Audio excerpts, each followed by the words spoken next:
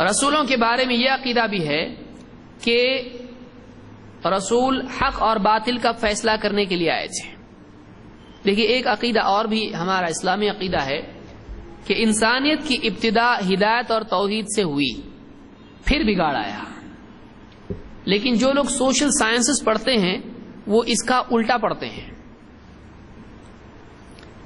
Social sciences میں آپ دیکھیں گے انسانیت کی تاریخ میں یہ مانا جاتا ہے کہ انسان پریمیٹو تھا، ایک دم جنگلی انسان تھا، اور اس کو پیڑ سے فائدہ ہوا، آگ سے فائدہ ہوا، بارش بجلی کڑک یہ دیکھ کر مظاہر فطرت جس کو کہا جاتا ہے، کائنات کی جو طاقتیں ہیں ان کو دیکھ کر ایک آدمی ان کو پوجنے لگ جاتا تھا. بجلی چمکی فوراً اس کے آگے جھک گیا، پیڑ سے فائدہ ہوا پیڑ کے آگے جھک گیا، بارش آگ ہوا آندھی طوفان اس سب کو پوجتا تھا، پانی سیلاب طوفان سب کو پوجنا شروع کر دیا اس نے. تو ڈر کی بنیاد پر یا نفع کی بنیاد پر انسان ان چیزوں کو پوجنے لگا. دو ہی انسان کی زندگی میں وہ یہ کہتے ہیں کہ کسی چیز سے اس کو فائدہ ہوا اس کو پوجنا شروع کر دیا، جیسے گائے، پیڑ، سورج وغیرہ، یا کسی چیز سے اس کو ڈر تھا، ڈریگن.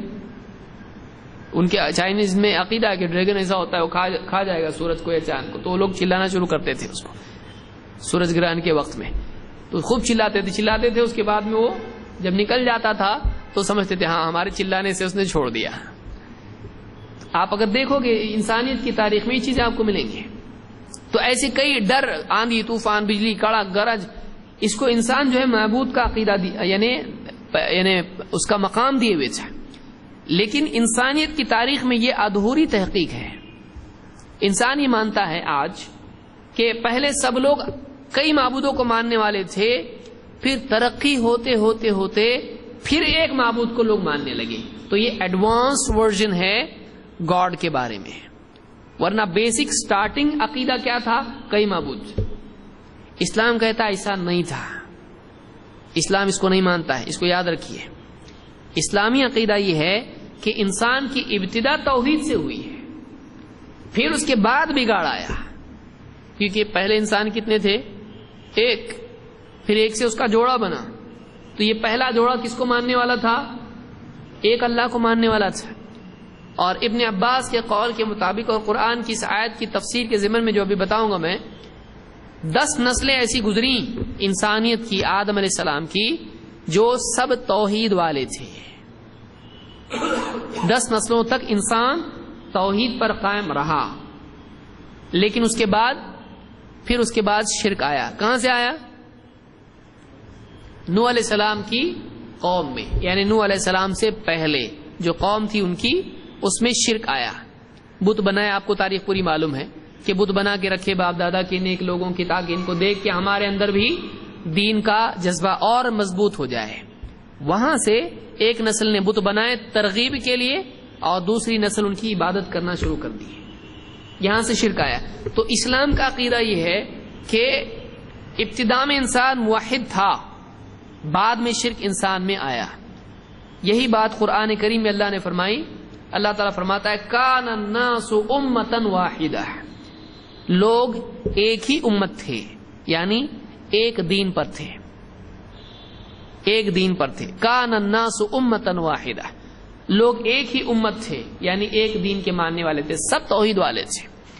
فبعث اللہ النبیین مبشرین ومنذرین، پھر اللہ تعالیٰ نے اس کے بعد جب ان میں بگاڑ آیا، انحراف پیدا ہوا، ڈیویشن جب ان میں آیا، فبعث اللہ النبیین مبشرین ومنذرین، تو اللہ تعالیٰ نے نبی بھیجے، خوشخبری دینے والے اور خبردار کرنے والے. وَأَنزَلَ مَعَهُمُ الْكِتَابَ بِالْحَقِّ، اور ان کے ساتھ، نبیوں کے ساتھ، کتاب بھی نازل کی حق کے ساتھ. لِيَحْكُمَ بَيْنَ النَّاسِ فِيمَا اخْتَلَفُوا فِيهِ، تاکہ یہ نبی جن چیزوں میں لوگوں میں اختلاف واقع ہو چکا ہے اس کا فیصلہ کر دیں. تو اس آیت سے دیکھیے سورہ البقرہ کی آیت نمبر 213 ہے. اس آیت سے کئی باتیں معلوم ہوئی. نمبر 1، لوگ ایک دین پر تھے. 2، ان میں اختلاف پیدا ہوا. یعنی دین میں اختلاف آیا. پہلا اختلاف کس چیز میں آیا؟ توحید ہی کے سلسلے میں آیا ہے. اب اللہ تعالیٰ نے جب ان میں اختلاف پیدا ہوا، عقیدے میں بگاڑ پیدا ہوا، توحید سے وہ ہٹ گئے، تو پھر اللہ تعالیٰ نے نبیوں کو بھیجا اور نبیوں کے ساتھ کتابیں بھی نازل کیں.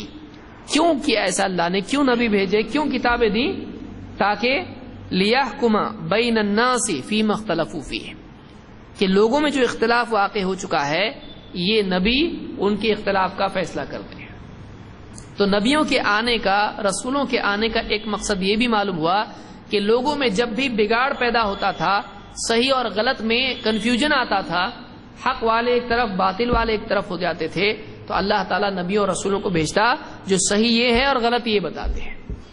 صحیح اور غلط میں فیصلہ کرنے کے لیے اللہ تعالیٰ نبیوں کو بھیجتا تھا. تو ایک بات یہ بھی معلوم ہوئی کہ صرف کتابیں اللہ نے نازل نہیں کی حق اور باطل میں فیصلہ کرنے کے لیے، بلکہ کس کو بھیجا؟